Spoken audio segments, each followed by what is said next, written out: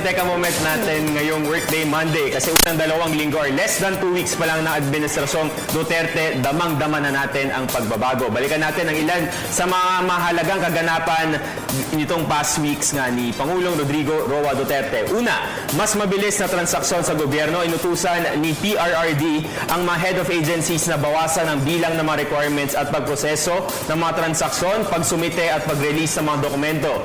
Pangalawa, pagkitil sa mga sindikato ng droga, isiniwalat ang pangalan ng 5 police generals na hinihinalang pinoprotektahan ang illegal drug trade. Naglabas din siya ng isang chart na nagsasaad ng drug trade network na pinangalanan ang 3 drug lords ng bansa. Pangatlo naman dito ang pangako ng kapayapaan. Magsisimula ng formal peace talks ng Philippine government at ng Communist Party of the Philippines, New People's Army at National Democratic Front ngayong buwan. Inabangan din ang pagkikipagpulong ng ating Pangulo sa pinuno ng MNLF na si Nur Miswari sa Holosulu. Pangapat naman dito ang pagbabawal sa online gambling. Inutusan ni PRRD ang PAGCOR na bawiin lahat ng lisensya ng mga online gambling operators. Panglima, ang EO ng FOI o ng Freedom of Information. Nakaipangulo na ang draft ng Freedom of Information EO or Executive Order, pipirmahan niya na lamang ito. Pang-anim naman dito ang paglikha ng isang task force laban sa media killings, siyempre upang maging mapanatag na ang kalooban ng mga mamamahayag sa kanilang mga sarili, siyempre sa pagsiwalat ng katotohanan.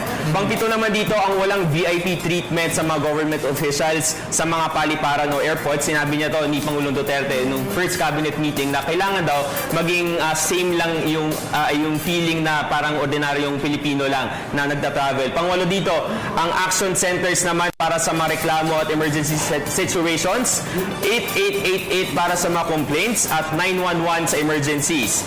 Pang-siyam, wala nang laglag bala. At pang-10 naman ang pagbubukas ng pintuan ng Agrarian Reform Office na very symbolic para sa lahat ng magsasaka. Okay, ramdam nyo ba? Ako ramdam na ramdam ko. Kasi kung makikita sa kabanata ng kasaysayan ng Pilipinas, parang ngayon lang na majority ng mga Pilipino ay very hopeful. Kung saan nakikita nila yung bawat departamento ng gobyerno ay parang well-oiled machine. Lahat gumagana, lahat mayroong gustong gawin, lahat may mga ipinanunukala. Ngayon, maski yung sa mga drug testing, simulan natin yung mga nabanggit mo, FOI bill, BOC, pagbabago sa PNP, AFP, yung mga pondo mula sa PAGCOR na ibibigay ngayon, yung majority funds nito patungo sa mga health institutions natin. DepEd, napakarami. Pero alam mo yung pinakamalaking pagbabago sa tingin ko, yung mga kriminal ngayon, hindi na natin kinatatakutan. Parang sila yung takot. Parang baliktad na ngayon na lang. Very hopeful ang mga Pilipino.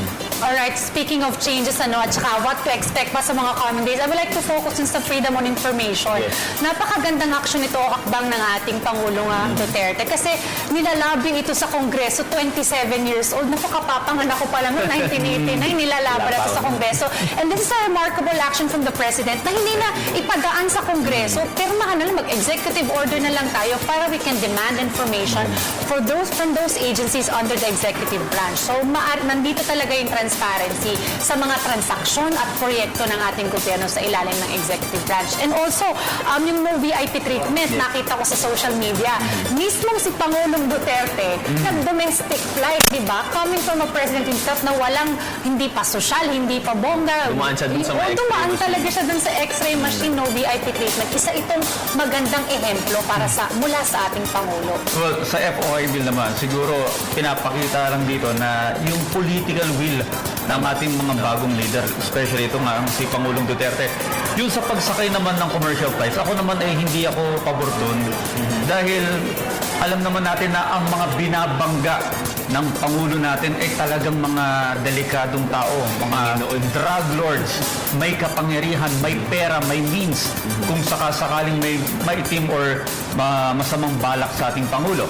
Ang sa akin lang dito, sana gumamit na lang ng mga private planes para mas safe ang ating Pangulo dahil kailangan ng bansa yung ganitong klase ng pinuno. But at the very least, talagang nagpakita siya na simple lang din siya. Pero yung security pa rin, siyempre, priority rin natin yan. Alright, marami tayong pag-uusapan ngayong umaga, Jules. Alright, unang-una pag-usapan natin ang kahalagahan ng pagbabayad ng SSS contributions. Gayun na rin, makakapanayam natin mamaya ang bagong QCPD Chief, Superintendent Guillermo Lorenzo Elazar, para pag-usapan natin ang pag-iigting ng pagsugpo ng illegal na droga dito sa lungsod Quezon. At syempre, pag-usapan din natin kung gaano nga ba kalubha ang gastroenteritis. Kung meron ata akong ganyan, marami akong tatanong dyan. Sakto, abangan niyo rin po ang ating segments ngayong umaga, ang Just Kidding and I Love My Culture.